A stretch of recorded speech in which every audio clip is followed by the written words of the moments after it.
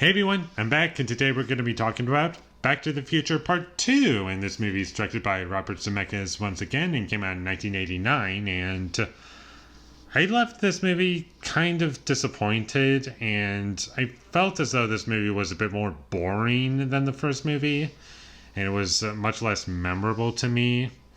And probably the biggest reason as to why it's not that interesting to me is because after the first movie, Marty McFly is just not interesting to me, and he doesn't really have much to him, and he's already...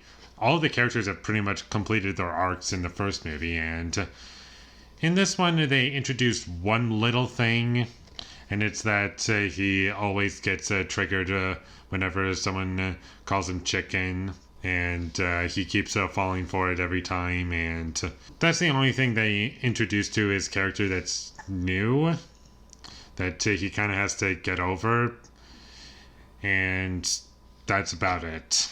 Most of this movie is just a repeat of the first movie all over again, and it's not that interesting, and it's just less memorable, and most of the references to the first movie are in the first act of the movie, and this movie starts out by opening up in 2015, and because that's where the first movie leaves off, is that our characters move from 1985 to 2015 because Doc says, I need you to come with me back to the future. And so they go to the future just to fix a few things, and that's my biggest problem with the movie, is that all the stuff in 2015 I just don't care about, and there's some really bad makeup in this movie that was not convincing in the slightest. My favorite character in this movie would be Biff. I found him to be really funny in this movie. Well, when the movie, I guess, minor spoilers.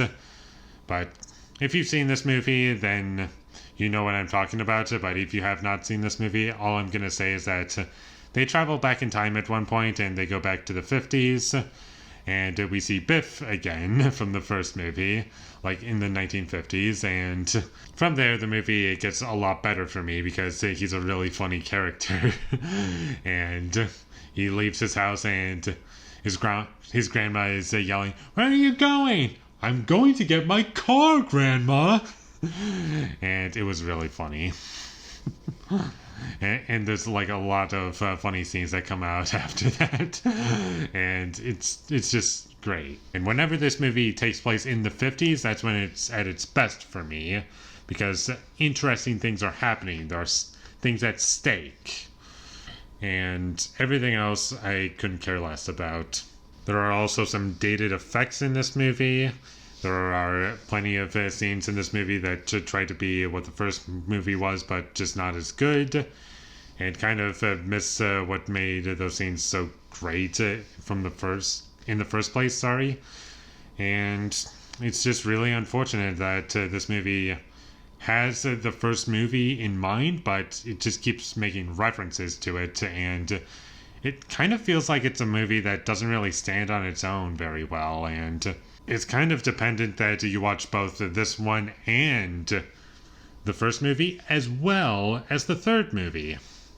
Whereas the first movie, you can just watch that one and be done with it, but if you go one step past that, you need to watch what comes out after it, because it just doesn't work very well on its own, in my opinion. And there are many things in this movie that just leave me with 100 different questions, and the time travel doesn't really make any sense. But even ignoring that, there are just so many things that do not make any sense, like how the plot even started for the movie. It's like, how did that happen? And I can't really say why, because I don't want to spoil any more than I already have, but it's like, how did you get from point A to point B and do all that? How did you figure out how to do that? All this movie is just a worse version of the first film, and there isn't really anything this movie introduces that's new that I really enjoyed, and I also didn't really enjoy it when we were in 2015. I thought the design of a lot of things was just really stupid, and I don't really feel as though it's an unfair criticism to have, because there are movies that came out before this where, like, you had movies that were set in the future, but it just looked so much better. Like Blade Runner came out before this, and that movie looks amazing, and the futuristic world of that film looks great. You have flying cars, just like in this movie, but the design of everything is just kind of boring and really generic. And that's about all I have to say about Back to the Future Part 2. It's fine. I'm not upset that I watched it. It's just less memorable. The characters aren't very interesting. And there are many scenes that try to capture what made the first movie work. And some scenes are successful in being good when it doesn't rely on the first movie. But whenever it does, that's when it's at its worst for me. And I didn't really enjoy the 2015 stuff all that much. And once we got to the 50s, that's when the movie got good for me. But that's like so far into the movie that like you have to be really committed to get to that point.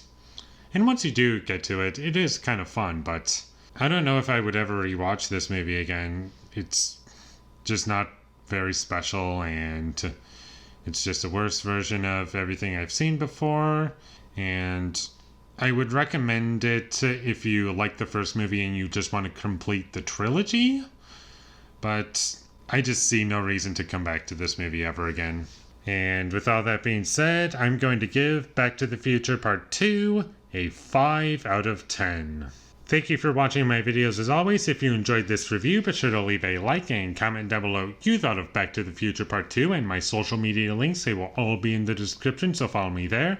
And last but not least, subscribe to be a part of Foley Nation, and I'll see when I get my next review up, and that is going to be for The Revenant. So look forward to that, but until I get that up, thank you for watching and have a great day.